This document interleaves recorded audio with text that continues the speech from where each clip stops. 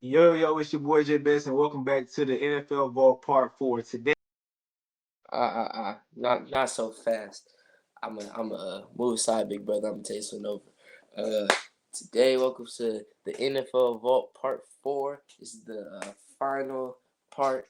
Today we're gonna be talking about the AFC and NFC East, and then we're gonna get into me and his MVP, Offensive Player of the Year, and Defensive Player of the Year predictions and our candidates.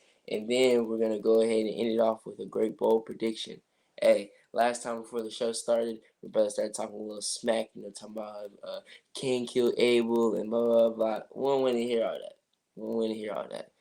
If you look at NFL right now, there's a set of brothers, and the younger brother is better than both the brothers.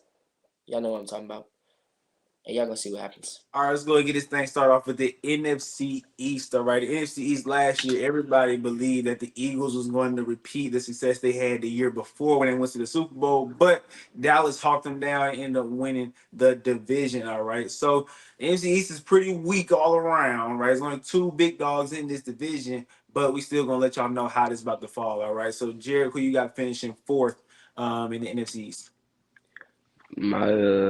My fourth in the NFC East is the Giants.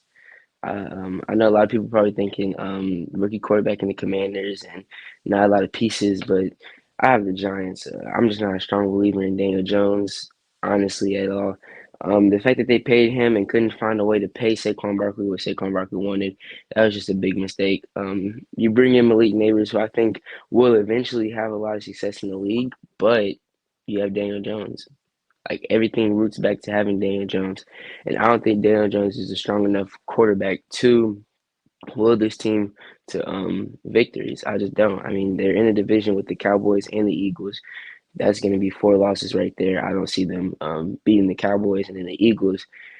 Nick Sirianni is going to say, "Give the ball to Saquon Barkley 40 times so he can get his revenge." And so, I just honestly don't think the Giants have enough talent around. Although they do have the addition of Brian Burns, and you still have Big Dexter Lawrence on defense. That's about it on the defensive end. Nobody that really scares offensive coordinators in the secondary, and so it's just I think they have a weird situation where if they would have moved on from Daniel Jones, they'd be a perfect rebuild team. Like you bring in Brian Burns, you have Dexter Lawrence, you draft Malik Neighbors, you have some weapons. You have Wandale Robinson, Jalen Hyatt. There's a lot of pieces that you have, but you have Daniel Jones. So if they would have got a different quarterback, maybe my answer would be different. But for those reasons, I have the Giants finishing fourth. I agree. I have the Giants. I think they're going to be the worst team in the league this year. Like even they're gonna be worse than the Panthers, then they're gonna be worse than the Broncos. I just don't believe that I couldn't believe that in the first round they drafted Malik Neighbors. I couldn't believe it because did you know that this offensive line gave up 85 sacks last year? 85. I believe it's 20 more than the second most at 65. Right. So you went and you drafted a receiver in the first round, but I got to be able to get the ball to him. So not only is the old line trash, but then Daniel Jones, he's not good either. So how is Malik really going to impact this team as a top 10 pick? Right. I just don't see it happen. I think they chose the wrong guy. They should have went O line, tried to beat with the O line. Like you said, with Daniel Jones, they paid him all that money. What did he prove? He went to the playoffs one time, right? And then they paid him and they thought that he was the guy, but they clearly made a mistake. My thing is, like you said, get rid of him. Start the rebuild because y'all don't have a chance to win with the team y'all have right now. Then not only that, but you lose Saquon Barkley. And to me, Saquon was there to kind of help Daniel Jones, right? So now when teams go against the Giants, guess what? I gotta worry about Saquon. Daniel Jones might be able to do something. Now you don't have nobody that's eye opening in that backfield. All you have is Devin Singletary, right? You drafted a rookie, but nobody's worried about them.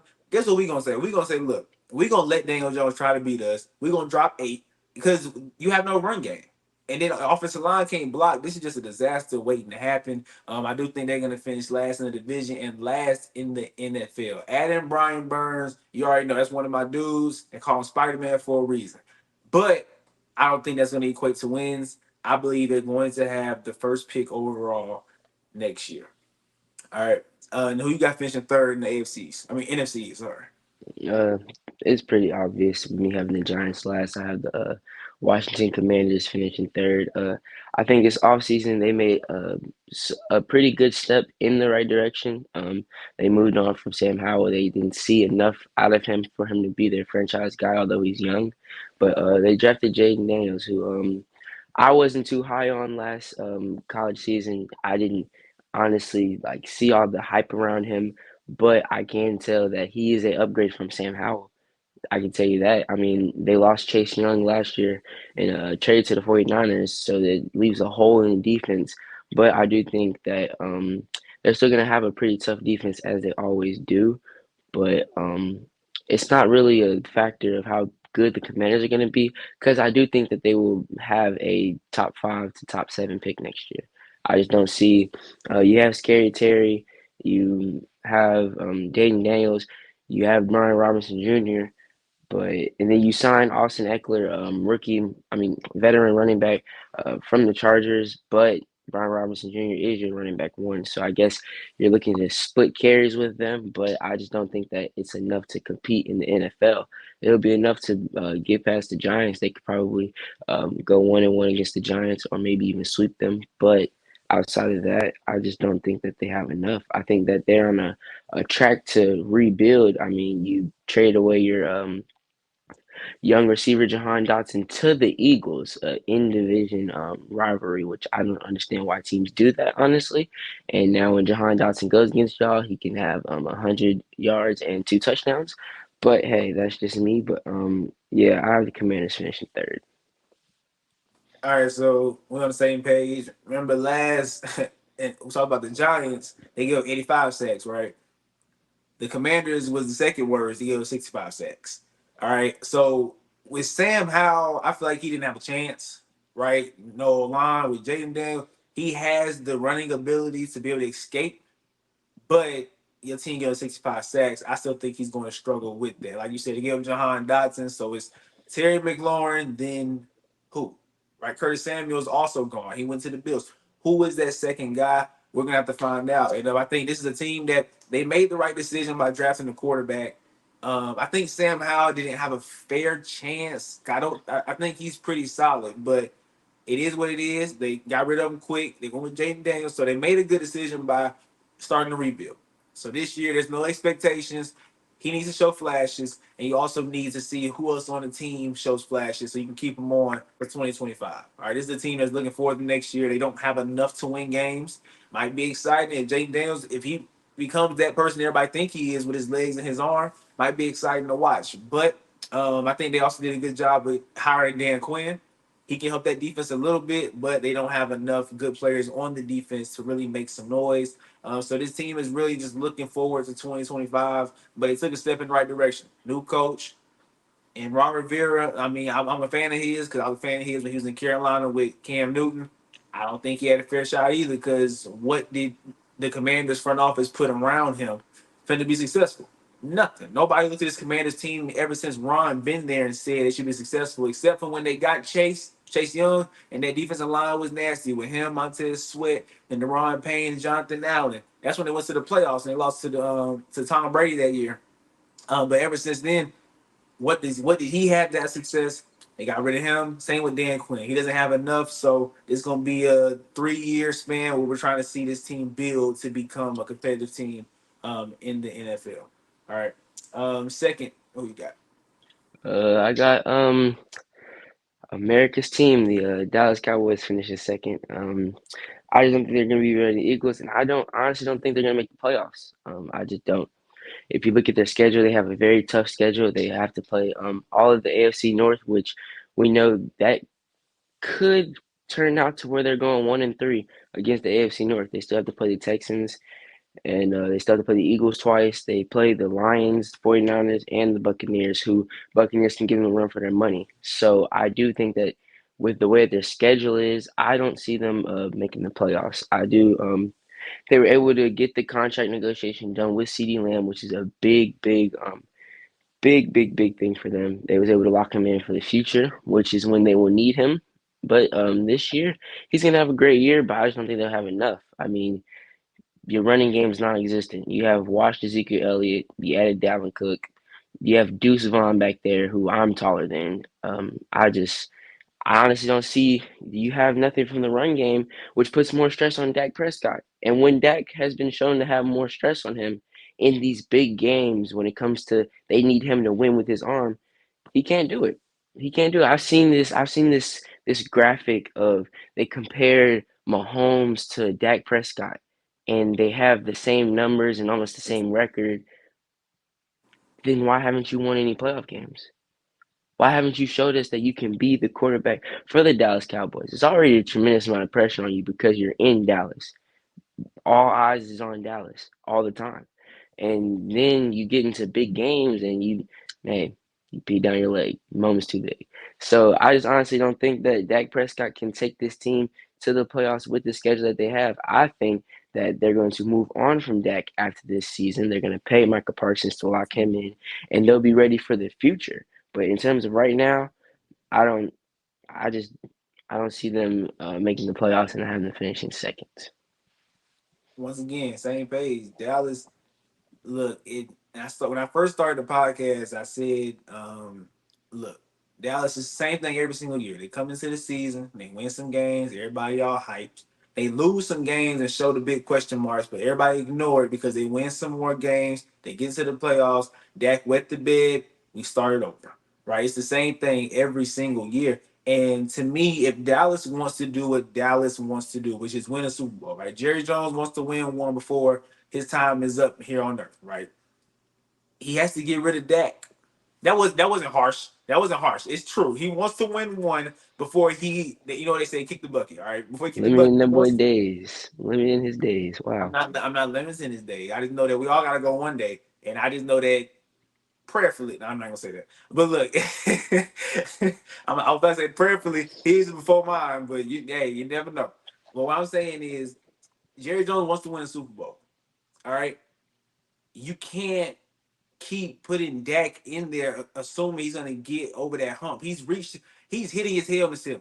We know what he is. He's gonna get you to the first round, maybe the second round. Then you go wet the bed. It's what he does every single year. It's insanity for you to think that to keep bringing Dak back, that things are going to change. So like you said, I do believe they have to move on from Dak. If you want to get a Super Bowl, you have to move on from Dak because he is the problem.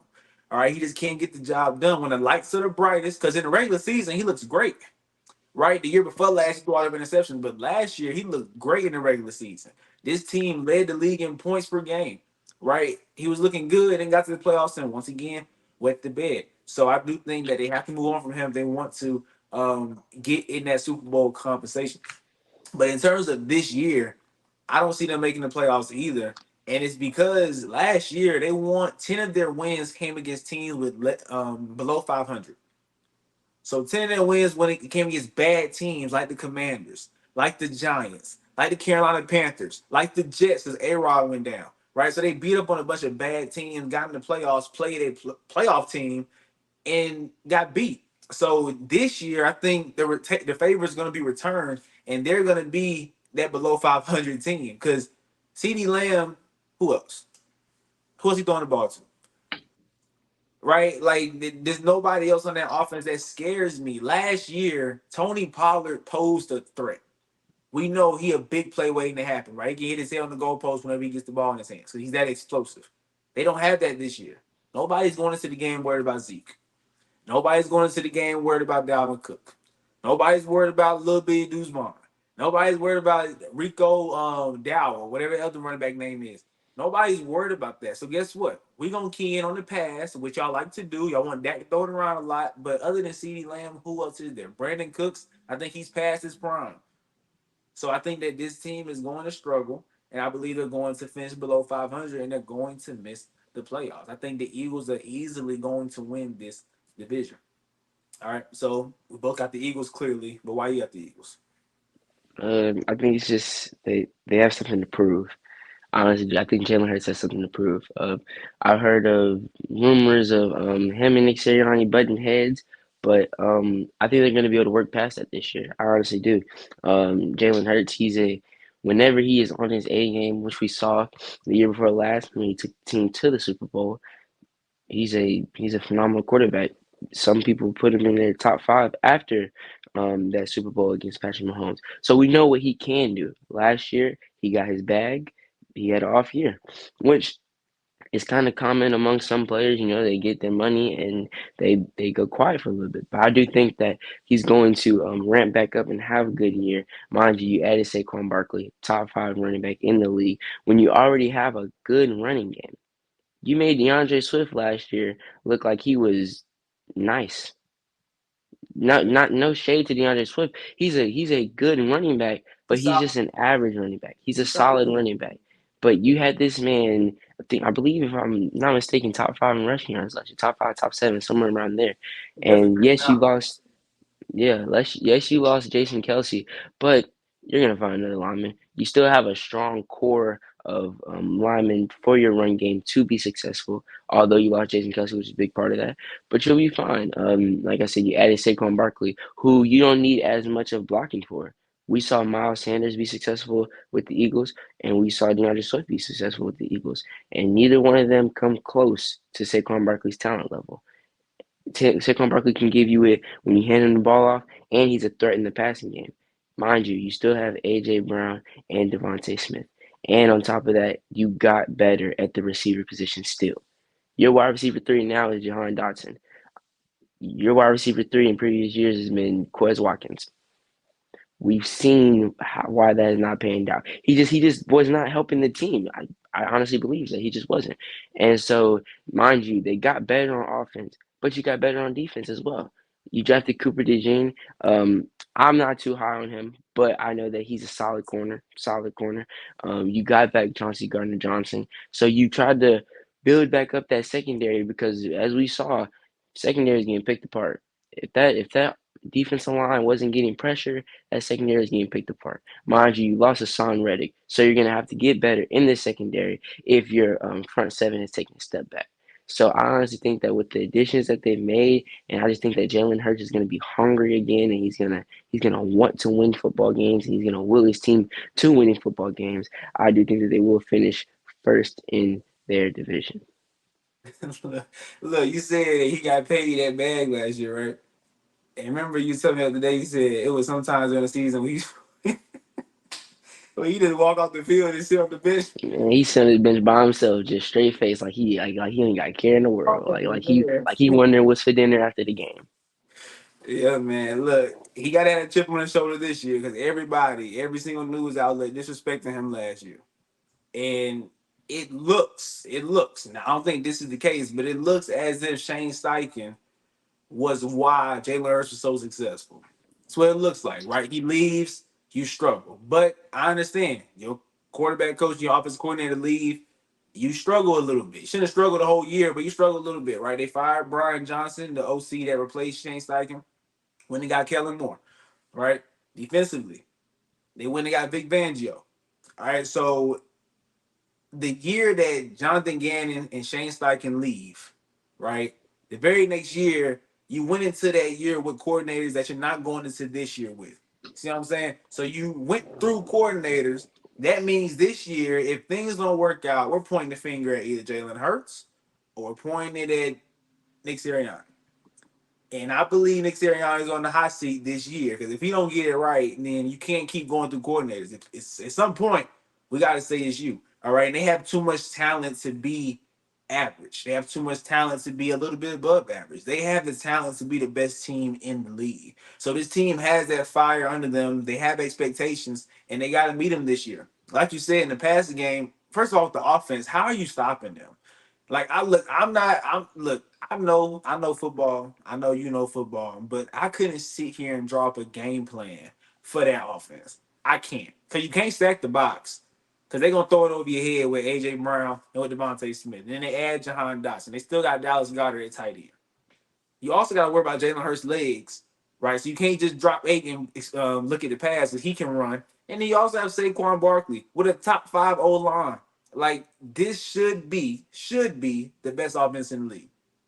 It should be, or top two. I got the Rams up there, but they should be up there with the Rams. Like no questions asked. They should be averaging 30 points a game. Cause there's no way a defense can stop this team. So their ceiling is Super Bowl. It got to be. That's in that locker room. They got to be saying, "Look, we have the talent to go to the Super Bowl." Defensively, they addressed the secondary, like you said, Cooper DeJean. They also got Quinyon Mitchell in the first round, right? So they drafted two corners to help out.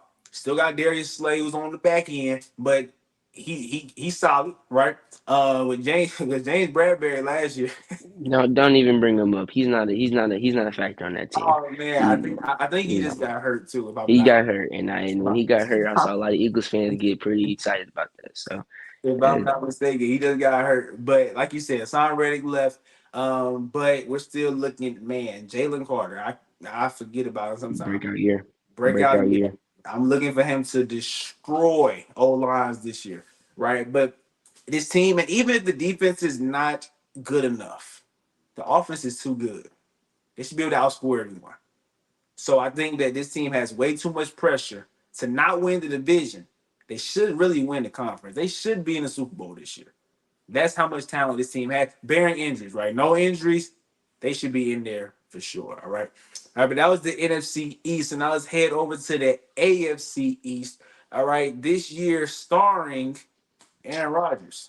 All right, starring Aaron Rodgers. He's supposed to be there last year, but 4 snaps in, busted his Achilles. You know what I'm saying? I have no control over that. It was bad luck. But now he's coming back this year. He's gonna run it back. The Bills lost a lot of players. The Miami Dolphins, they rebooted. They coming back the same, but we're about to let y'all know how this division is about to go this year. So I think we both know who finishing last in this division. I think that's a give me. But go ahead and give me who you got finishing for. I got the Patriots. And it's a no-brainer. I think everybody. I think even Patriots fans have the Patriots finishing fourth in their division. You lose Bill Belichick, greatest coach of all time, hands down. I mean, people put question marks beside that because he did have the greatest quarterback of all time. But it's a different conversation. But yeah, so you lose Bill Belichick and you hire Gerard Mayo, who is on the staff under Bill Belichick. But I think this is a thing where they're gonna rebuild.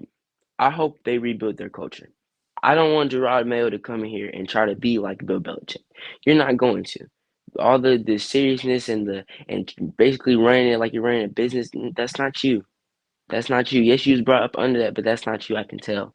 You need to become kind of like a player coach and get involved with your team and help build that team up. Kind of like what Dan Campbell was doing with the Lions. You were a player. You know what it takes to be successful. So go ahead and bring that to the table. But I feel like this is a franchise that they're in a complete reboot right now. You draft Drake May, you draft Jalen Polk, you drafted Javon Baker. So you've brought in some young pieces, but it's gonna be a matter of time. That's the whole thing. It's a matter of time. You're not even starting Drake May this year, as you don't see the team going in a direction to where he needs to play. You're gonna play Jacoby Brissett, and you're gonna save Drake May. You're hoping that Jacoby Brissett can give him some veteran tools and knowledge, and you're gonna just hopefully just try to run it the next year. I mean, it's okay to lose a year. It's okay to lose a year whenever you're getting better. You bring back Christian Gonzalez, who I said he should have been a Pittsburgh Steeler. He wasn't. We saw last year when he strapped up Tyreek Hill that he's that man. He is that man. I do feel like if he would have played last year and plays all this year, he'll finish as a top five corner in the league. That's the talent level that I see from him. You have him. You did lose Matthew Judon, but that's okay because there's not a lot of expectations from you this year. This is a team that I can see them winning some games that they're not supposed to win to raise questions of the big teams in the league. They're going to go against a team that is in playoff contention and they're going to beat them, and questions are going to be raised about them. Just because it's the Patriots. They're not just going to lay down and go down without a fight, but they don't have enough to compete in the league. They're going to have a top five pick, which is okay. Go out there and get you a big stud coming out of college and just be ready to run it the next year. You have Drake May, who I think me and you have had conversations. We think he's better than Caleb Williams, honestly. I mean, we've seen what Caleb Williams has done in the preseason so far. We hope it can translate to the regular season, but we're very high on Drake May. So I know that if you put some more pieces around him, mind you, you still got Javon Baker, you got Jalen Polk, who I'm high on. He played with Roman Dunze in Washington. You have Ramondre Stevenson. He's a solid running back. If you can just build that old line for the future and get a couple more key pieces on the defense, you'll be set for the future. But yeah, this year, just wash it down the drain. Don't even worry about it and get ready for next year. Yeah, and you talked about their team that can beat some of them good teams, right? Make you raise your eyebrow. Their win total, right? For you gamblers out there, all right, 4.5. That's their win. That's their win projection for this season. And if I was, I would take it. I would take it for sure. 5 wins. Come on now, 5 wins. Yeah, I don't think they can. Come on now, especially today. Like I feel like the league is very level. I feel like back a couple years ago, like the Browns, you play the Browns, you guarantee to win against them. But I don't guarantee any wins in the NFL today. But everything you said is around the money. I think this Patriots team and Gerard Mayo not only did he coach under Bill, but he played under Bill. So you said you hope he changes the culture a little bit. I'm down with that. I do think they made a great decision in drafting Drake May. I watched him closely in college his last 2 years, and he is special. I'm telling you right now, he's a quarterback that can drop back and throw the ball 50 times a game if you need him to. I honestly believe that. I honestly believe that he is better. He is going to be better than Caleb Williams. I'm putting that on the record and I'm stamping it. Caleb Williams is going to be special, but this guy, he's going to be that guy. All right. And you said they're starting Jacoby Brissett this year. I heard through the grapevine that they don't think it's safe enough to start Drake May. It's not even that they know they're not going anywhere because, in my honest opinion, you start the rookie quarterbacks so they can get their feet wet, right? But they don't think it's safe. That means that this old line clearly is not that good. So they don't want to put him out there and you mess around and lose him for the rest of his career because he gets killed out there or you shorten his career. So that's why he's not starting. I think it's a great decision because you have that guy. I promise you. I'm guaranteeing that. All right, but yes, selling Matthew Judon, I agree with that because, like you said, there's no expectations. You're not supposed to win this year. You're not. This is a team that's playing for next year. You're trying to find the little bright spots in the team to bring back and reload and run it back next year. You have your number one corner in Christian Gonzalez, right? Defensively, you got to find somebody else. You got to find somebody else to make plays. All right. Offensively, you got Drake. You drafted some young receivers, right? Ramondre Stevenson, like you said, solid. Get the O line right, and this team will be on the. I think they're on the right track right now. And not playing Drake May is a smart decision. A lot of people might be saying, "No, let him play. Let him get his feet wet." But if it's not safe for him to go on the football field, then I wouldn't play him either. Especially when you playing division with the Jets, I'm not putting him out there on the football field. All right, but I had to throw that one in there. Had to. All right, this playing the Steelers and the Ravens and everybody doggone the 49ers with teams like that, I'm not throwing him out there. All right. So this Patriots team looking forward to 2025. No shame in that. It's a rebuild. All right. Who wait, you wait, got, wait. Before we move on, to any potential Patriots fans listeners right now, if you want Joe Milton to be your quarterback of the future, please shut up. Please shut up and leave the organization because you do not know what you're talking about. This man just has a big arm. That's all he's good for. That man, literally, I saw him come in one of his first plays. He just threw an interception. Luckily, there was a defensive penalty, but he's not. No, he's not in the same conversation as Drake May. So can y'all please stop and please sit down and let them do what they're doing? Yeah, I didn't know that there was idiots out there saying that. I'm telling you, Patriot Nation. I promise. I swear to you, I watched every Drake May game his junior year and his sophomore year. I watched every game. He's nice. I'm guaranteeing you that he's nice. And you know how nice he is? If you watch UNC play their first game against Minnesota last week, you'll see how nice he is. Their offense is terrible without him. All right. But this is where it's going to get a little tricky. I think we might end up splitting hairs here with the top three teams in this division. So who you got finishing third? The third, I'm gonna say the Bills. I got the Bills. You lost so much this year. You lost so much this past offseason. You lost your number one receiver, Stephon Diggs. You lost your safety in the back, who has been tremendous help for your defense. And not only that, these other teams got better. You're in a division with the Jets. You're in a division with the Dolphins, who, yes, they have a quarterback problem, but they still, on paper, they match up to better than y'all. And I think that with you being in the AFC, I don't have them making the playoffs. I just don't. And without them making the playoffs, that is the thing that is going to rip another potential MVP out of Josh Allen's hands. Because mind you, Josh Allen is about to have a what year was it for Cam Newton? 2016, I want to say. 2016, 2015. Yeah, one of He's gonna have one. He's finna put the cape on. He's gonna put the cape on and have a Superman type season. You brought in Keon Coleman, which was good. You know that's gonna be your number one wide receiver for the future trust. But I just don't think that. I mean, you have Dawson Kincaid, you have James Cook, you have some weapons, but I just don't think that with the talent that you have to go against, I just don't think that you have enough. I mean, you have Josh Allen, and even then he's shown to struggle sometimes in big moments. So this season might come down to a you got to win your last two games, and they might lose one of those last two games. You're in a stack conference. Let's just be honest. If you were in the NFC, you have a playoff spot without a doubt, but you're just not. You're looking at you're looking at AFC, which in our division alone, you have three teams that can have 10+ win seasons, if not all four.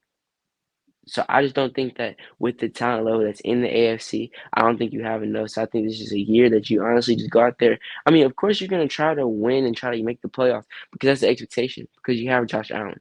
Because Josh Allen is a top three quarterback in the league. That's the automatic expectation off rip.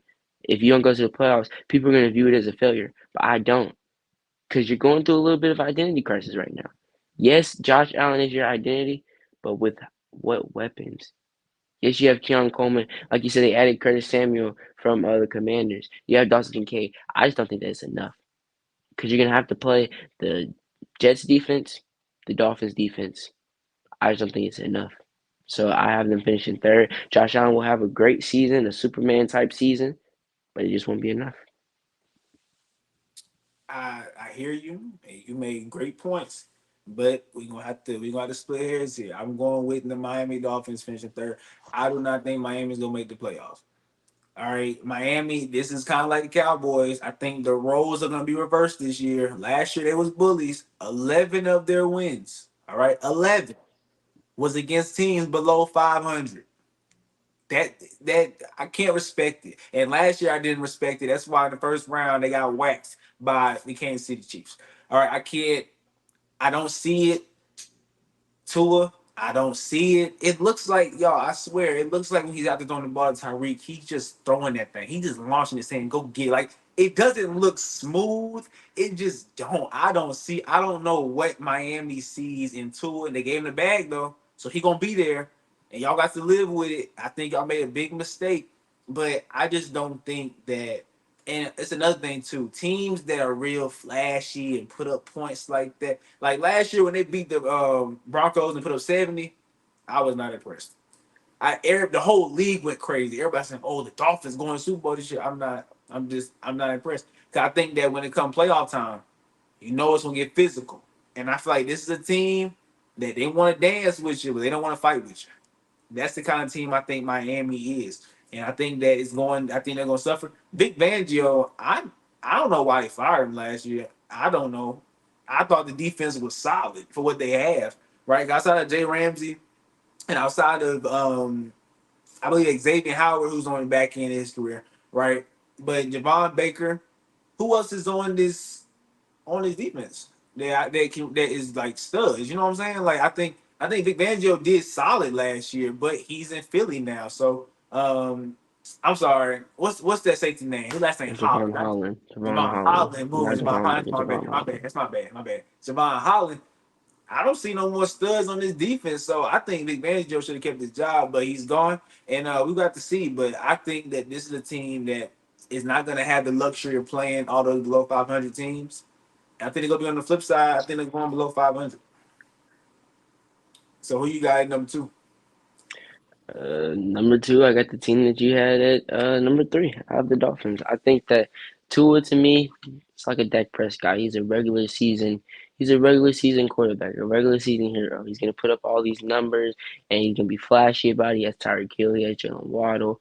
He's gonna let it rip. He's gonna let it fly. Hey, Tyreek Hill, he has a go route or a post route. He's down there. I put it down there. He's fast enough. He'll go get it. Jalen Waddle, he's fast enough. He'll go get it. You have Devon Achane who's coming back. He was hurt last year, so I do think that they have enough to be second in the division. But I'm not guaranteeing them a playoff spot. If they do get a playoff spot, it'll be seventh. But there's just once again it's a thing where there's too much talent. And although Tua is a regular season quarterback, like you said, they don't have the strength of schedule they had last year.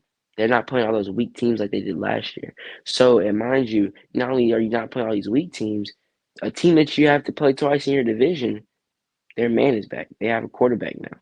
We saw that that that game they played. I want to say it was Black Friday against the Jets last year. It was a close game until it was either Zach Wilson or whoever I don't think it was Zach Wilson, whoever the quarterback was for the Jets, threw an interception on a Hail Mary. I want to say it was to Javon Holland. And whoever it was for the Dolphins, they took it back like Even a half, right? 100 yards. Yes, it was Yeah, bad. And so, but before then, it was a close game. It was a real close game. So yeah. I do think that they're gonna miss the playoffs, but they do have enough to be second in the division. Mind you, like you said, that defense. You have Jalen Ramsey, who, for those of y'all who watch Jalen Ramsey, he got better last year from the year before that. Year before that, people was questioning, is he washed? Is he this? Is he that? When he came back from injury, he proved y'all why he's still a top five, arguably some people top three corner in the league still. You still have Xavier Howard on the other side. You have Javon Holland in the back end. Jalen Phillips, not sure when he'll be back because he did burst his Achilles. Hopefully he'll be back early in the season. I'm not sure on his status, but They got Bradley I do think Chubb. that you Got Bradley Chubb. Bradley Chubb. So there is still some pieces on that defense, but I do think that when it comes down to some of those big games that you're gonna have in the regular season, you're gonna lose them, and because you're gonna lose them, you're looking at either seventh or nothing. And so I do think that this might be a season where it raises some eyebrows on your future with Tua.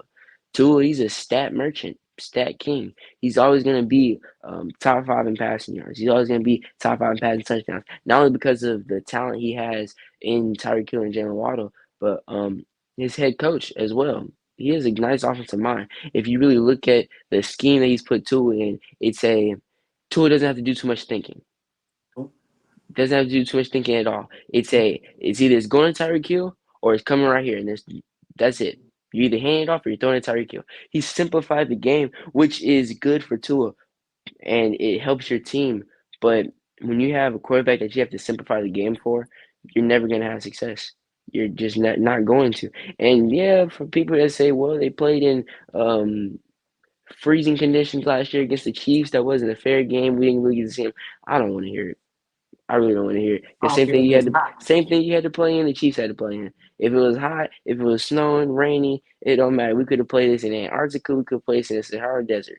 You were gonna lose that game. You just Yeah, were. The Chiefs wanted it more. And then they have Patrick Mahomes, you don't. You have Tua Tagovailoa. So yeah, I do think that this team will finish second, but I do have them missing the playoffs. yeah. And to piggyback off what you said, they head coach from Mike McDaniel's from Kyle Shanahan from the coaching tree. Exactly. So that's another reason why, like you said, he makes it easy for Tua. Tua might not be that talented, but if you're in that system, we saw Jimmy Garoppolo in the Kyle Shanahan system. To a degree, Brock Purdy in the Kyle Shanahan system. Now Tua is technically speaking in the Kyle Shanahan system. So it simplified, make it easy. And to have that speed around them makes it easier. But for me, and one last thing. Last year is funny because Tua was the one throwing the ball to Tyreek, right? So clearly Tua's stats gonna be good too. But the talk was Tyreek should be in the MVP conversation, and you're his quarterback. Like that's just that says a lot, right? Yeah. That says a He's lot. on pace for 2,000 before he got hurt. That says a lot. But number two, I got the Bills, and the Bills lost a lot. I got you. They lost the number one receiver in Stephon Diggs, lost the number two in Gabe Davis. But as you said, this is the year Josh got to put his cape on. And I think if there's any quarterback in the league, any quarterback to put in this situation and be successful, I would take Josh Allen because he has the leg ability and the arm ability, right? This is the offense that's going to go through him. I think James Cook has to elevate his game. He has to in order to take the load off Josh a little bit. And then Keon Coleman eventually is going to come around. I don't think he's going to be that big of a star until the second half of the season. But Dalton Kincaid, I think, hey, fantasy players out there, go get Dalton. He's going to get a lot of usage. He's going to get a lot of targets. I think that's his guy. They developed chemistry last year. I think that's going to be his guy. Curtis Samuel, a gadget guy that they brought over here.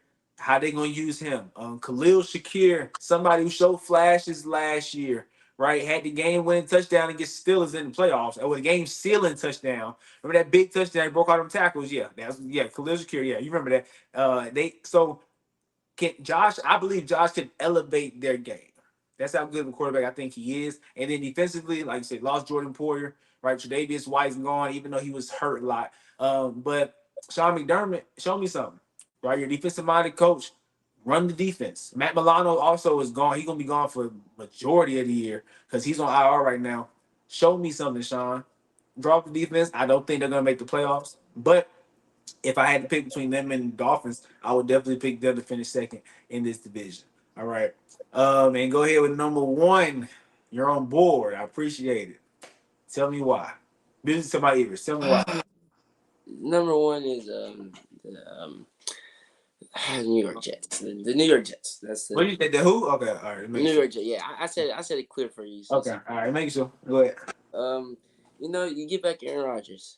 I mean that says a lot in itself. You didn't have too bad of a season at one point last year with Zach Wilson with bad QB play. But for bad QB play, Pittsburgh Steelers, New York Jets. We're right up there with them for last year. With even with that last year, there's talks of rushing back Aaron Rodgers so he could play because y'all were still in somewhat of playoff contention. Because like you said, the NFL today, it's so balanced. It's so yes, you have your Chiefs and you have your 49ers, the teams that you just know they're gonna be at the top. But after that, you start mixing and matching teams because it's just any given Sunday. That's what they say. And the Jets had a lot of any given Sunday wins last year, and that's what helped them to stay in playoff contention. People wanted to rush back Aaron Rodgers. They said no, we're cool. We're just gonna wait for this year. But I think this is gonna be a fun team to watch. That defense is something special. It's scary. I give it to you. Yeah. Please, Yeah. please stop. No, no, no. You have um Sauce Gardner, the second best quarterback, the second best cornerback in the league. It's not a debate. It's Patrick Surtain. It's not a debate. Tell Sauce to stop holding so much, and we'll see. We'll see who really is the best corner in the league. But You don't see me doing it. Hey, know does they that say make it right? if you're not Does, holding, you're not trying. does that make you right? If you're not That's holding, you're not trying. but yeah. So you have Sauce Gardner. You have Jermaine Johnson. You have so many weapons on that defense. You have Quincy Williams. You have it's just a lot. It's a lot. You bring in Hassan Reddick, who hopefully is going to play this year. Hopefully. There's been issues with egos and contracts and things of that nature. Things that can really disrupt the team. But yeah, you get back Aaron Rodgers. We saw what Garrett Wilson was able to do with Zach Wilson. So I'm just sure that his game's going to elevate. Yeah. Thoughts? You brought in Mike Williams, who hopefully can stay healthy. If Mike Williams can stay healthy, we both know when healthy, he's a top one or two deep threat with just his jump ball ability. It's honestly probably the best in the league. His jump ball ability, it would just go up and get it. You have Brees Hall. He's a Woo. Please stop. Not gonna get them a Super Bowl though. I hope you know that. But you have Sheesh. Brees Hall. You have a lot. You have a lot more talent than the teams that are in your division. Because when it comes to the Dolphins, there's areas where your talent can go head to head, but you have Aaron Rodgers. They don't. The Bills, they have Josh Allen, but you have so many different pieces around you that it feels like conversation. So I do have them finishing first in their division. I'm not gonna say first in the conference though. I think they might finish second or third in the conference, just because of how stacked the conference is. But yeah, this is just a year of what's left of Aaron Rodgers. You hurt your Achilles. That's pivotal. I mean, we've seen some athletes come back from that, but we've seen some athletes take a step back after that. So it's about what does he have left to give in the tank? How many more years do you get of that bad man Aaron Rodgers? What we saw in Green Bay. Are you gonna get that, or are you gonna get a watered down product? If you can get what you got in Green Bay, you'll find plenty of success. It'll climb you all the way up to the AFC Championship. That's your ceiling this year. AFC Championship. That's your cap. We're gonna put a cap on it right there, because we all know that that man in Kansas City, he's running back for three. But yeah, it's just self-explanatory. They have all the talent. It's like, honestly, if you look at it, people can really compare this team to that Los Angeles Rams team from 2021. Very stacked team. He Even won a that Super team, Bowl, didn't they? hey, they were a Aaron Donald play away from getting beat though. Aaron Donald saved them. I don't think anybody on that defense can make an Aaron Donald play when it counts. Aaron Donald, Quentin Williams. Don't even start. Don't even start. That right there will get your podcast canceled. Man. You stop that. But yeah, so I just think that your cap is the AFC Championship. You're gonna make it there. You're gonna duke it out. It's gonna be a great game, but it's gonna come down to, hey, they have the best player in the world. You don't, and Mahomes is gonna beat you, which is okay. It's okay. People act like only one team can make it to the Super Bowl, and we know who that one team for the AFC is. So just have as much success as you can until you have to run into that team. Their best bet is for the Bengals to take care of the Chiefs so that they can take care of the Bengals and go to the Super Bowl. That's the only way I can see them going to the Super Bowl. I don't see them beating Patrick Mahomes. I just don't. I just can't. This would be the first time that Aaron Rodgers and Mahomes go toe to toe. Mhm. Every single time Aaron Rodgers has been hurt, sounds like he's ducking a little bit of smoke. He don't want to get outshined by the young bull, you know. Yeah, yeah. Let's get healthy. Let's get healthy and let's be ready to play. But yeah, I just think that Mahomes is the better player than Aaron Rodgers, so they will um, finish and go to the Super Bowl. But for this sake of the argument and for the topic that we're on, they will finish first in the AFC East without a doubt. No brainer. Ah man, everything you said was music to my ears. All right, but you highlighted all of the good things, all of the everything that looks good. I want to highlight how bad last year was to bring those stragglers along. All right, because man, we know something about bad QB play, right? We know, right? Kenny Too Pickett well, all too too well. well, all too well. We know we witnessed it last year. But if a team could say that we had worse QB play than the Steelers, it would be the Jets. Zach Wilson, he threw for 2,000 yards, and he played in 12 games, but he threw for 2,000 yards, not 2,900, knocking on 3,000. He threw for 2,271 yards. What is that? Bottom barrel what? Bottom barrel cheeks. Bottom barrel cheese. Okay, he threw 8 touchdowns. This team combined threw 11 touchdowns. I Ain't thought we were bad. We threw 13. The Steelers threw 13 touchdowns. They threw 11 touchdowns last year. All right. And he threw 7 interceptions. So eight touchdowns, 7 interceptions. All right. And the reason why it's 11, y'all, is because he didn't play every single game, right? He had Trevor Siemian and Tim Boyle as well. All right, but with that atrocious QB play, you had 1,000 yard receiver in Garrett Wilson. I don't know how he got 1,000 yards. Hey, props to you, my brother, because I don't know how. You literally had half of your quarterbacks passing yards. That is bad. Come on, that is horrible. All right, and Brees Hall was knocking on 1,000. Mind you, he came back from that ACL injury the year before, right? He had 994 rushing yards, knocked on 1,000. For you to almost have 1,000 yards with a non-existent passing game is a flex, right? Because that means you made something out of nothing. And that O line had 13 different lineups. They had to switch around the O line 13 different times last year to figure it out. This year they addressed it, right? They went and got Thomas Smith from Dallas. Can he stay healthy? Question mark, right? They went and they got Morgan Moses from Baltimore. Baltimore had a solid O line last year, right? And then they also drafted an O line from Penn State in the first round. Okay, so they added to this O line, they fixed it.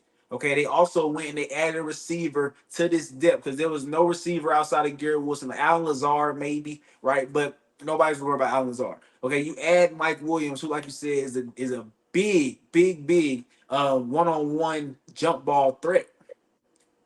And then most of all, you add Aaron Rodgers. And like you said, are we going to get that bad man? Or are we going to get a watered down version? Even the watered down version, to me, can put this team number one in this division for sure. Because, dude, last year, no, lost my train of thought. Okay, yeah, Aaron Rodgers added to this team. What, 7-win team last year? 7 wins with that bad QB play, right? 7 wins. A watered down Aaron Rodgers is going to get you at the worst case scenario, 3 more wins. So the floor for this team is 10 wins. The ceiling for this team, I believe, is 13 wins.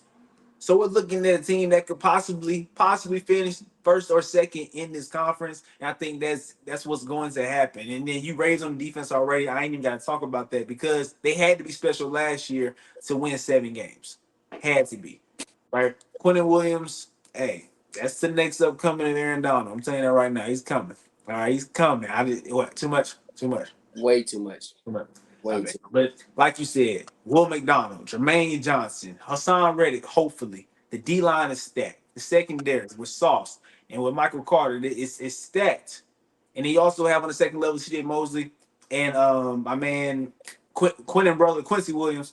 Dude, this team is disgusting. And the way you talked about it, sound like you want to put him in the Super Bowl. But I'm not gonna hold you to that. I already know you want your boy Mahomes getting there. I got it. We all know this. But the way you made it sound really, really good. All right.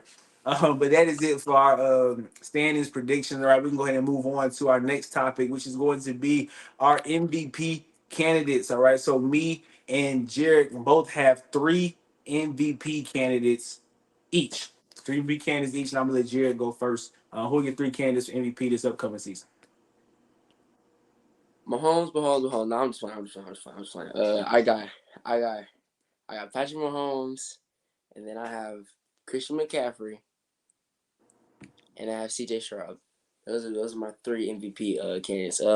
If you go and look at my homeboy, if you go and look at Mahomes every year after, so he wins the MVP, and then the year after that, he does not have too good of a year. People say he took a step back, and after those years when he comes back, guess what he does? He balls and he wins MVP. So it's gonna be a case like what we saw whenever he went to Super Bowl against the Eagles that season. The year before that, not too strong of a season. Not too strong of a season. That's actually the year they lost to. That's the year they didn't even make it to the Super Bowl. But guess what? He came back that next season, Super Bowl when they beat the Eagles, and he had a phenomenal season. This year took a little bit of a step back, but that wasn't also on him. If you look at drops in the league, his team led in drops.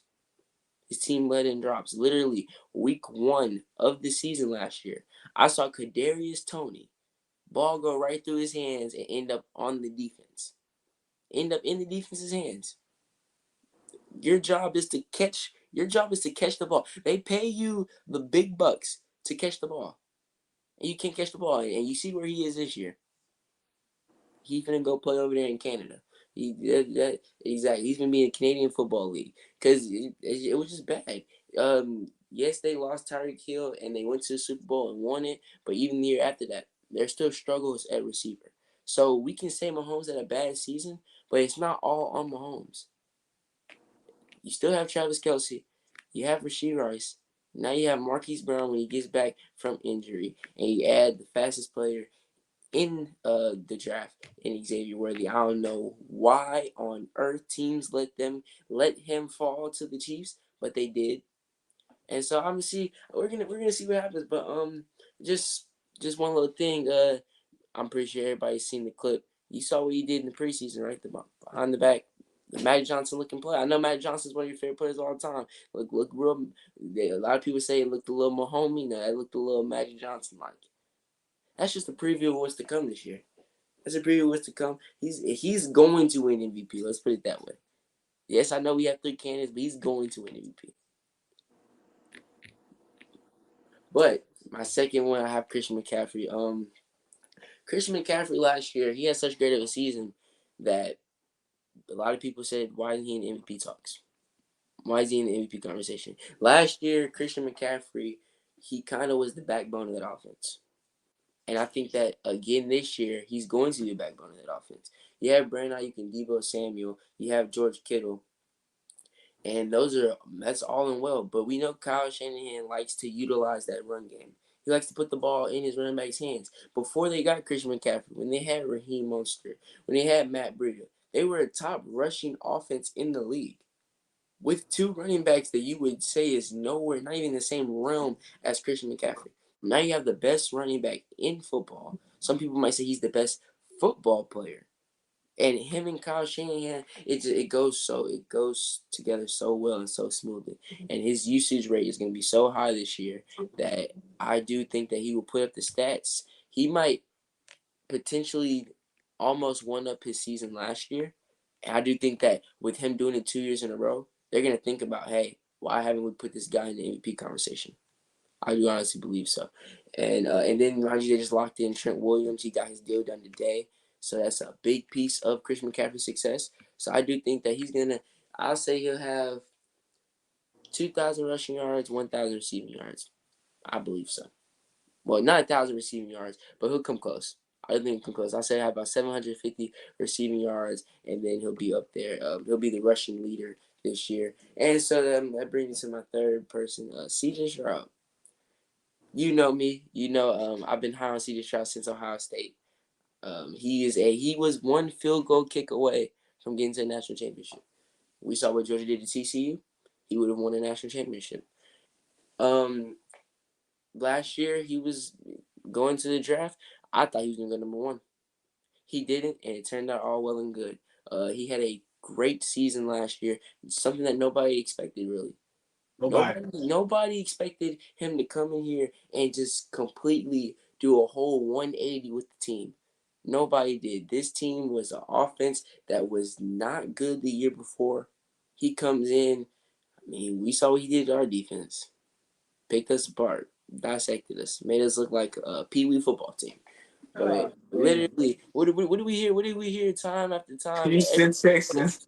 Houston Texans first down. That's all we heard the entire time. I was so mad about it. But CJ Stroud, he's it just looks so it looks so easy to him out there. I never see him rushed. I never see him his ability to stay poised and his ability to stay calm in the pocket. It's just it's amazing. It's almost textbook. And so I do think that, mind you, he turned Nico Collins into a real number one receiver. Mind you, you add Stephon Diggs, who a lot of people have forgotten about and have slept on him. He gonna wake some of y'all up this year. And then you still have Tank Dell, who honestly, out of the three targets, Tank Dell might be his favorite target. He likes working with Tank Dell in the slot and even outside at times. And then you still have Dalton Schultz. And some people might say, but you got Joe Mixon. You got Joe Mixon, so that might not. He's going to take away from the ball being in your hands as much. But it also makes it much more dangerous because now you have to worry about the run game. They had, what, Damian Pierce last year? Yeah. Yeah, And then Singletary. yeah, David Pierce and Devin Singletary, who was they actually found some success in the run game at moments. I know against us he had a lot of success, but so that's gonna help. She's gonna help CJ Stroud. Now you're gonna have a stronger play action game. Now you're gonna see teams that they can't just drop eight. You drop eight, I'm gonna go inside zone to Joe Mixon, and we're gonna walk down the field and go score a touchdown. So you're gonna have to really try to scheme up a defense for this team. And I think that with them being in the AFC South, I think that they'll help him a little bit because that's 6 games. Cause I don't think the Colts are gonna be a factor this year. And so to me, that's 6 games where he gets to just go out there and put on a clinic.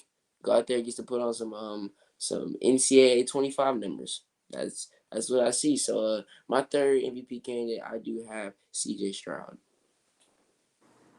All right, I ain't got no pushback on none of your candidates. You was bold and you said Christian McCaffrey.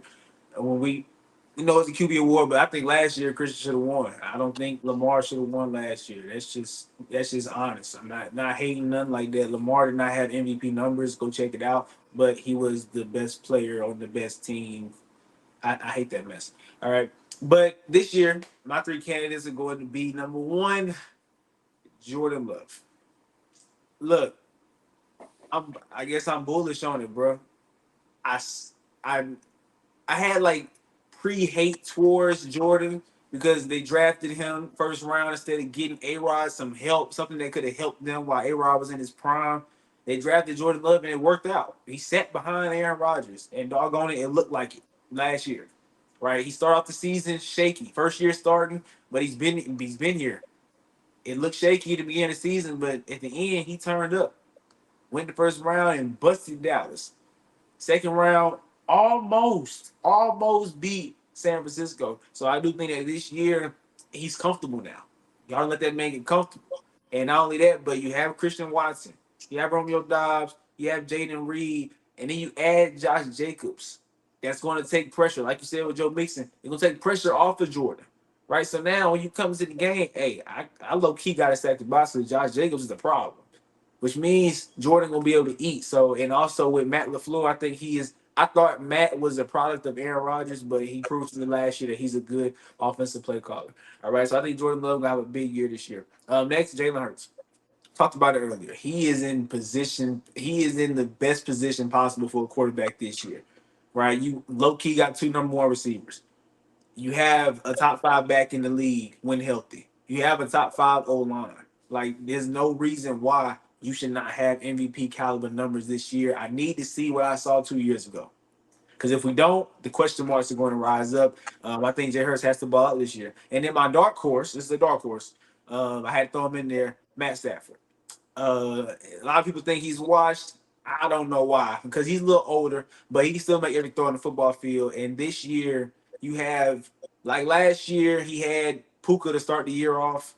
Then Cooper Cup came back, and Coop got hurt, and then but this year you have Puka and Cooper Cup coming into the season. Cooper was fully healthy this offseason, right? So you have Cooper Cup, who, when we see him fully healthy, he's a top five receiver in the league. Triple Crown winner not too long ago. I remember that, doggone it. And then you got Puka Nakua, who last year just emerged out of nowhere. Like, he came out of nowhere. And to me, he is, I think they can both be 1,000 yard receivers if they stay healthy throughout the whole entire season. Right. And then with Kyron Williams back there, like we said with the other two quarterbacks, it's somebody to take pressure off Matthew Stafford. Right. You gotta account for him because he led the league in rushing last year. So you gotta account for Kyron Williams. And Sean McVay's their play caller, who I think is the second best play caller in the league behind Kyle Shanahan. So I think that all three of these quarterbacks are in great positions for success this year, and all three of them can win the MVP. All right. Next, we got Offensive Player of the Year. Jerrick, who you got winning offense? Who are your three candidates for Offensive Player of the Year this year? I have three wide receivers as my offensive player of the year candidates. I have number one, CD Lamb. Just got that bag, just got that money. He's the only player in Dallas. And as much as you can say, oh, they're going to key on him, they're going to bracket him, they're going to double him, he's so good to where it's not going to matter. He can play outside, he can play inside the slot, you can put him back there running back, you can motion him, you can go direct snap and let him just try to take it for 50 yards. Okay, he is such a weapon on the football field, and I think that he is such good of a wide receiver that although he's Dak's only target, he's going to show you and give you Dak's only target numbers. And this past year, he was top three, if not number two in receiving yards. He was top three in receiving yards with the almost kind of like the same pieces. I mean, you still got Brandon Cooks on that offense. You have Dak Prescott throwing you the ball. Yes, you lost Tony Pollard, who gave you a little bit of grace when it comes to the defense because he was a big play waiting to happen. But it's CeeDee Lamb. It's the same player I've seen since his time back at Oklahoma. And so he's just such a weapon on the football field that is my first Offensive Player of the Year candidate. Number two, I have a guy that your dark horse for MVP is going to be using a lot, and that's Puka Nakua. We saw what Puka Nakua did this past year. Cooper Cup went down, and there's a lot of questions on the Rams offense. Mind you, Matthew Stafford was coming back from injury, and people thought that team was just going to be bad. I But did. yes, we know you did. And so with not only Kyron Williams, but Puka Nakua, he came out there and he said, "Not so fast. Y'all not gonna forget about us." He showed why Matthew Stafford is your dark horse for MVP. And so Puka Nakua, he came out of BYU, Princeton Young College, if you say that right, university. Probably butchered that, but that's okay. Nobody know like Yeah, over there trying to be cute. Oh, trying to be cute, you don't butcher the name. You're right. I sure did it. If you go there, I apologize. But then again, who goes there? Last player that we saw come out of there was Zach Wilson, and he is. We said earlier, we said bomb barrel cheeks. I'm gonna go ahead and change it to first class cheeks. That boy is first class cheeks. That is bad. And so Puka Nacua came out of BYU, not really known, late round draft pick, and he blew up.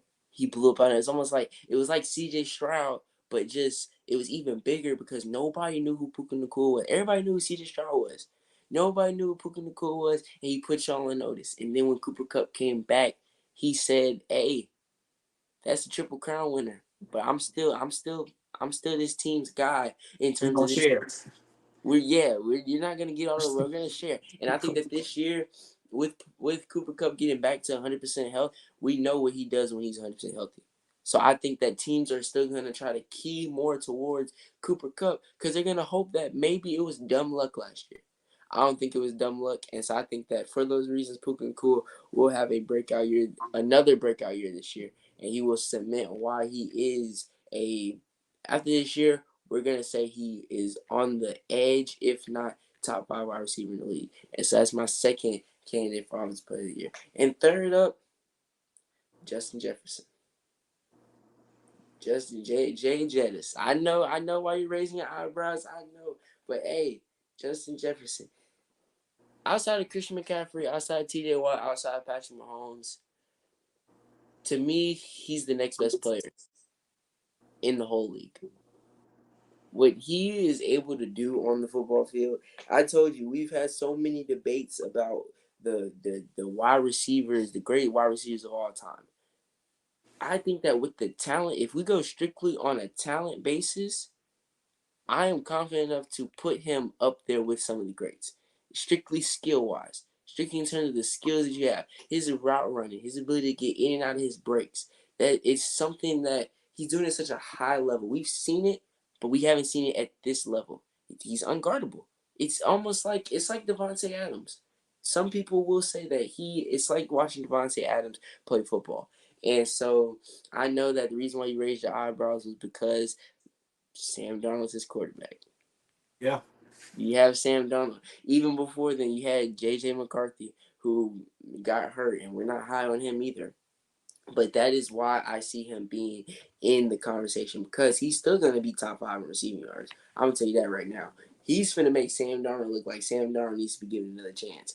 He honestly is. And if Sam Darnold's not the guy for the job, they'll get somebody else in there to get Justin Jefferson the ball. All you have to do is get that man the ball. He makes it so easy for you. He makes it so easy. I can take if you watch the Florida State Boston College game yesterday, I can take that quarterback from Boston College, and he will look like a top 10 quarterback in the NFL if you put him in that Vikings offense. Because of Justin Jefferson. Justin Jefferson is the answer to all of Minnesota's problems. You didn't have him last year. You didn't have Kirk Cousins last year. You see what happened. You lose Kirk Cousins, but you get back Justin Jefferson. Hey, he's going to show you why he's the best receiver in the NFL, without a doubt. Man, look, I will question every defensive coordinator in all of football if Justin Jefferson is top five in receiving yards this year. Not only does he have terrible QB play this upcoming season, but he, like you said, he is the answer to that team. If I'm a defensive coordinator, he's not touching the ball. Jordan Addison will have 200 receiving yards before I let Justin Jefferson get 100 on me. That's just me. I don't know why people don't take that approach, but it is what it is. All right. Once again, no pushback. It's a receiver league now. We see so many receivers in this league that you're right. What it could definitely be a receiver to win Offensive Player of the Year, and those three could literally be like the final three to win it. But my three is a little bit different. It's a little bit different. Number one, I got Puka. I don't think, like you said, I don't think it was dumb luck because the catches he was making is like I'm him catches. It wasn't just him getting open, right? Like Cooper Cup, he's so good at getting open, but Puka can get open and he can go up there and snag it. Like it was really good to see last year, and I think that in year two, with 100% healthy Cooper Cup, teams can't forget about Coop. So you should have some one-on-one opportunities. Period. And if it's not you, it's gonna be Cooper. One or the other. Somebody gets some one-on-one opportunities. So I got Puka as my number one candidate. Number two, I got Jamar Chase. If Jamar plays, right, because right now he's playing around because of his contract situation. If he plays, hey, he's an animal.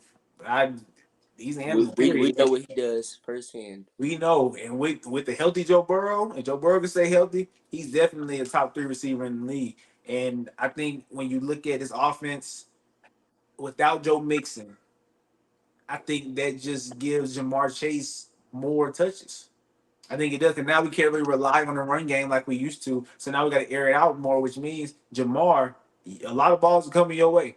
And I think that Zach Taylor does a great job of putting him in right positions to get open. And not only that, but he has T. Higgins on his side. So you can't just say we're gonna stop Jamar because T. Higgins is low key a top 15, top 20 receiver in this league. All right, so he's in a really good situation. All right, my third candidate, I'm gonna go running back here. I'm gonna go with Brees Hall. All right, Brees. Look, last year we just talked about it. Knocking on 1,000 with Zach Wilson at QB. If you're a defensive coordinator when you went against the Jets last year, what was you doing? What was your mindset? Stack the box.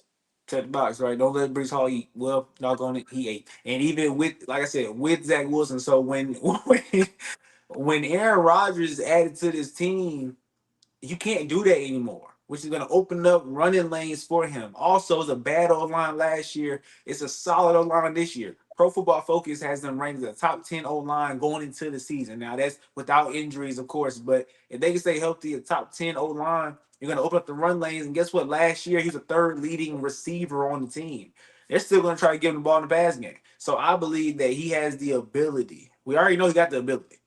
Right? You saw the big playability his first year. And last year, not only was he playing with a bad QB and a bad O line, but he was coming back from the ACL injury. This year, he's fully healthy, better O line, better QB. The numbers can only go up. And if these numbers go up, he should be in the Offensive Player of the Year race. All right. Um, Last but not least, let's go ahead and hit the Defensive Player of the Year candidates. Jerrick, give me your three. This is why I've been waiting this whole entire. I got some things to get off my chest. I honestly do. The number one candidate is T.J. Watt, and I don't understand. Honestly, right now on this show, it shouldn't even be three candidates. It should be the one player that's gonna win Defensive Player of the Year because it's T.J. Watt. This man has been robbed and he has been snubbed countless amount of times. I'm not understanding it. When did we start counting imaginary stats? They said Miles Garrett has more pressures and almost sacks than this man. When has that ever been a something that we use in a debate? Almost. Never, never, almost.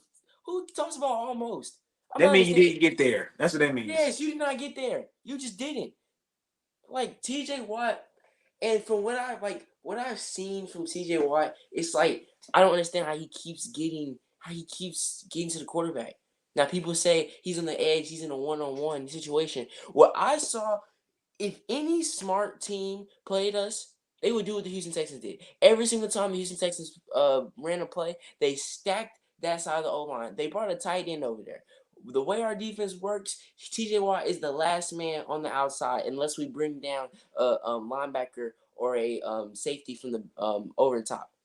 He's the last man. So I saw them constantly put a tight end on his side. So now he's bumped out a little bit more, which gives your tackle more time to set, and he didn't do nothing that game. But every other game, that man was a force. That man led the league in real sacks, in real time, bringing the quarterback to the ground.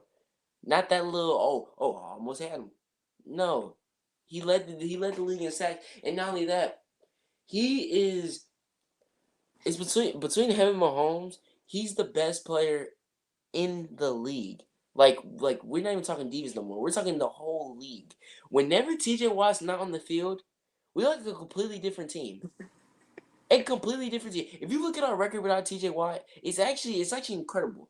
It's like it makes the man look like he's LeBron James.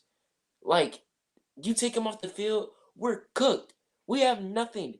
Nothing at all. That's why not this past year, but the year before that, like it was actually so bad. Like we missed the playoffs, and we missed the playoffs barely, but it's because TJ Watt did not play. TJ Watt missed a lot of the season. First pick. Yes, and when TJ Watt is on the field, literally it changes your whole offense. It changes our whole defense.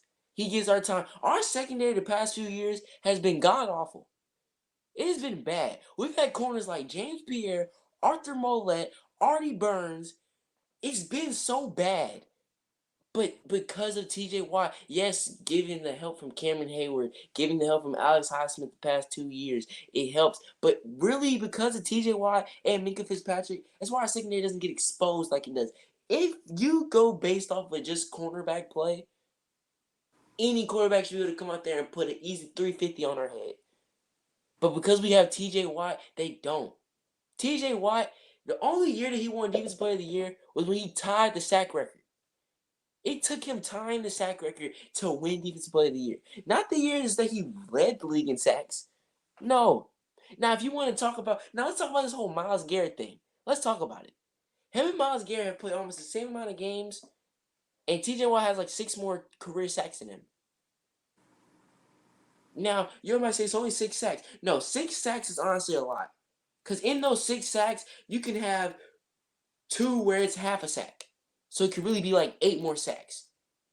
But if you just look at it, when you look at the game, there's much more times where I see TJ Watt make a play than Myles Garrett. I'm just gonna be honest. And like people might call it favoritism, might call it bias, but it's not. It's just the God honest truth. And it's okay though. It's okay. I'm glad y'all gave Myles Garrett the Defensive Player of the Year award last year. I'm glad y'all brought up that TJ Watt doesn't have a playoff win in his whole entire Steelers career. I'm glad that y'all brought all this up because we got something for you this year. He gonna break the sack record. He gonna be the reason why we win a playoff game. He gonna show y'all. He's honestly gonna show y'all. It's gonna get bad for quarterbacks. So if you're Lamar Jackson, Joe Burrow, Deshaun Watson, if you're Patrick Mahomes, Jalen Hurts, Week 1 Kirk Cousins coming off of an injury, I know you can't move no more. Oh yeah, you're dead meat, dead meat. But you know what? I could go on about that for so long. But I'm gonna take you to my next candidate, and my next candidate is Max Crosby. A lot of people might be like, "Why Max Crosby? Why Max Crosby?" I'm gonna tell you why Max Crosby. If you go and look at the stats, Max Crosby last year was 6th in sacks. He had 14 and a half sacks. He was 6th in sacks, and from what I've seen, every single year he's gotten in the league, he's gotten better. He's continued to getting better. He had 14 and a half sacks, and he had 90 total tackles last year. He's a big part of that defense. He is literally, he's the reason why some of these games are tight with Mahomes. Like, one time that they played Mahomes, in the first half, he had 2 sacks. Like, that's ridiculous. And so each year he's gotten better, but I'm going to tell you what really puts him into the conversation this year is the help he has now. You add Christian Wilkins. And who's the boy from Texas Tech that they drafted? Tyree Wilson. Still Tyree. waiting on him. Still waiting on him. You're right. You're right. That's okay though. But having Christian Wilkins is not going to help Tyree Wilson, but it's also going to help Max Crosby. You can see Max Crosby in a lot more one-on-one situations. And honestly, with Antonio Pierce as their coach, he has that dog mentality. When your head coach has that dog mentality, you're bound to have dogs on your team, especially on that defense.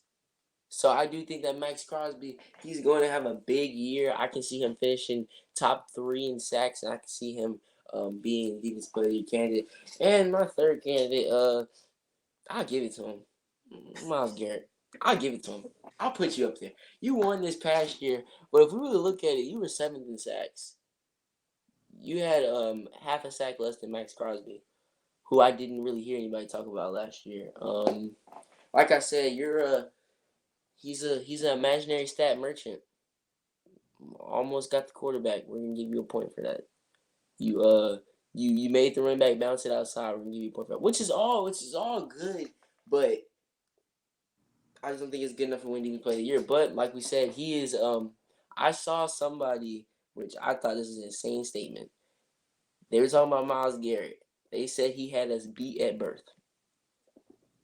Had us beat at birth. And to me, it's a wild statement. But that man, it's almost like he was made in a lab somewhere. He's a machine.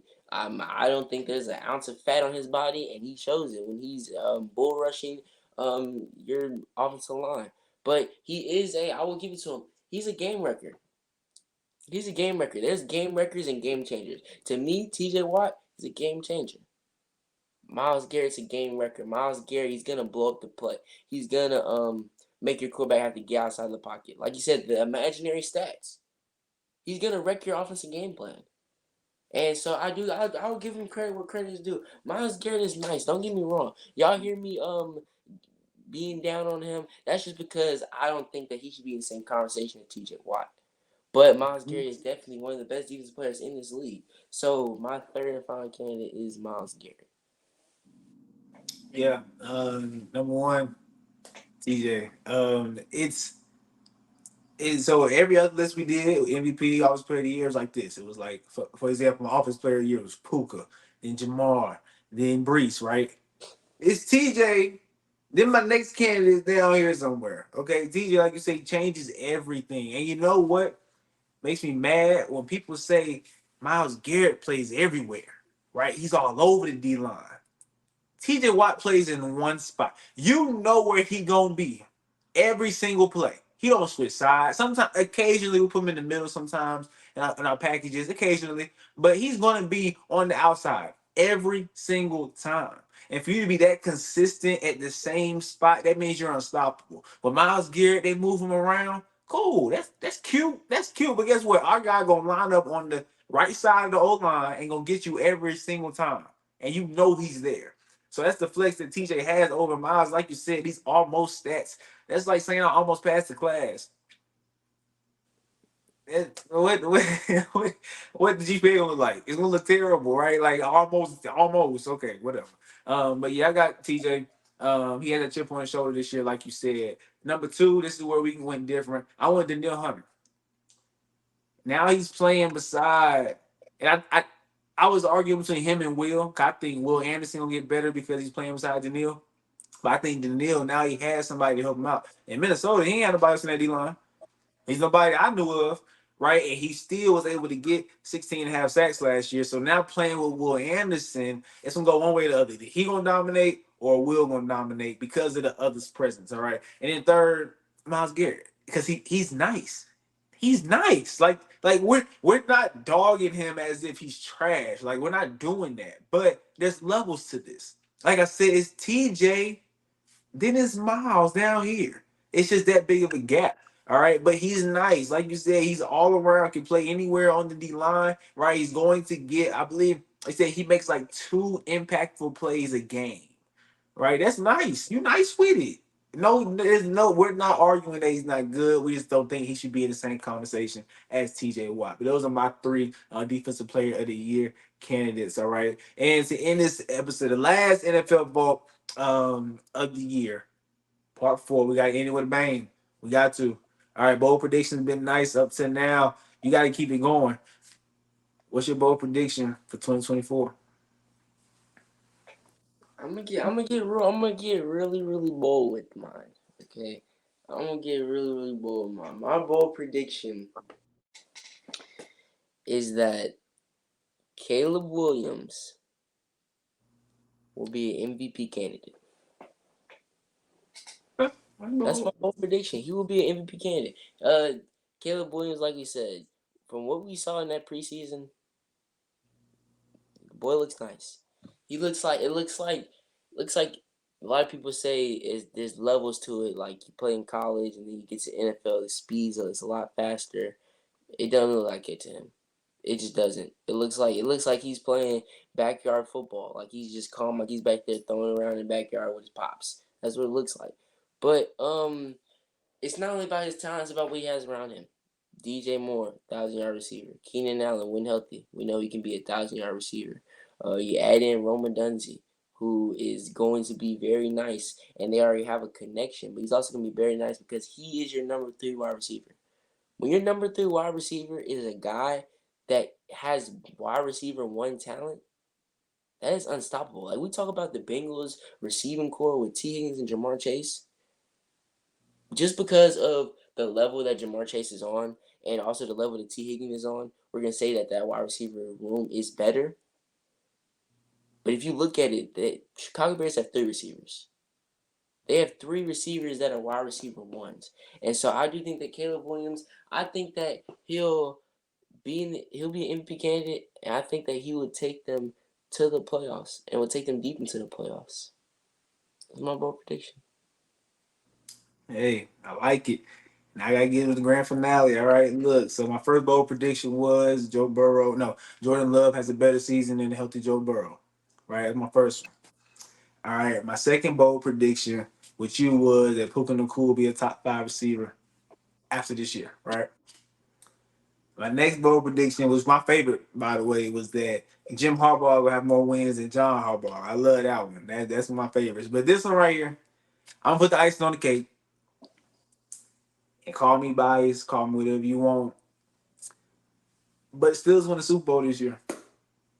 I'm going bold. I'm going big. I'm going bold. All right, look, it's kind of like the Jet situation. Okay, when you look at how a team was still able to find success with bad QB play, then they address that problem going into the next season. It gives me every right to believe that you're going to have a better season, right? And last year we won 10 games and we lost in the first round of playoffs. This year, that's the floor. 10 wins is the floor. I'm tired of everybody talking about the schedule so hard or Russell Wilson's not good. Russell Wilson was ninth in passing touchdowns last year. Who's the best QB in the league? Patrick Mahomes, He was eighth. talk to him. Russ was one touchdown behind Mahomes. Russ threw 8 interceptions last year. So 26-8 is a great ratio. I'll live with that all day. And when you throw 26 touchdowns, and the Steelers last year had 13 combined passing touchdowns, that just tells you that it's an upgrade.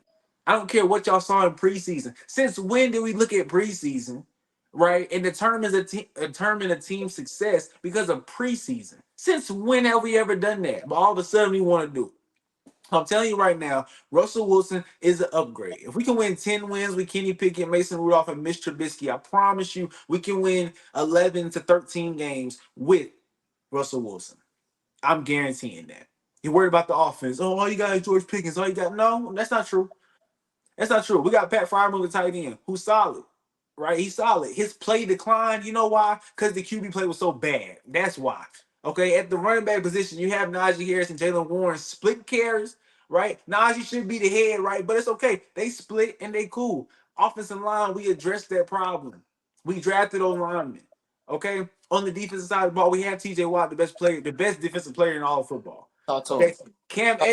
Cam Hayward, we just got you money, so you better show up this year. All right, you're a top 5 interior D lineman. All right, Alex Highsmith eats because Cameron Hayward and TJ Watt. We got Minka Fitzpatrick back there. We went and got a solid cornerback number 2 with Dante Jackson. All right, with Joey Porter Jr. Okay, who is upcoming. He's still gonna make some mistakes, but it's okay. In the middle linebacker position, we went and we got Patrick Queen, who's nice. He's nice. And there's a man that we drafted from NC State named Peyton Wilson. He's nice too. Let him Okay. know. Let him know. And who's coaching the team? Mike Tomlin. Mike Tomlin. We're not going below 10 wins. We're definitely not going to be below 500. I can guarantee you that. And for everybody got us finishing last in the division, for everybody got us not making the playoffs, y'all can kiss my butt. That's what y'all can do. Y'all can kiss all our butts. I promise you, this is going to be a playoff team. I'm going bold and saying Super Bowl. That's what I'm doing. But it's not going to be what y'all think. I'm telling y'all that right now. It's just not. And it's okay. Just wait and see. Just wait and see. Hey, you got me ready, boy. You got me ready for Sunday. You right. You right. You got me. I'm itching, boy. I'm itching. You right. We itching. We itching because y'all, the NFL season come back Thursday. It's back.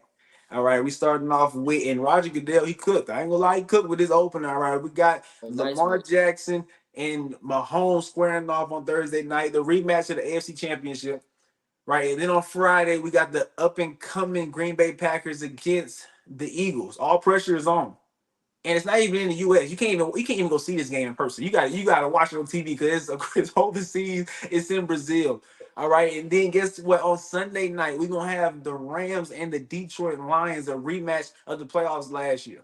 All right, and then not only that, but to end off the week, we got that bad man Aaron Rodgers going to San Francisco to face off against a team that I think is falling apart. I ain't gonna lie to you. It might look cute as of late, signing Trent Williams, signing Brandon Ayuk, but hey, one of the players got shot. So I'm a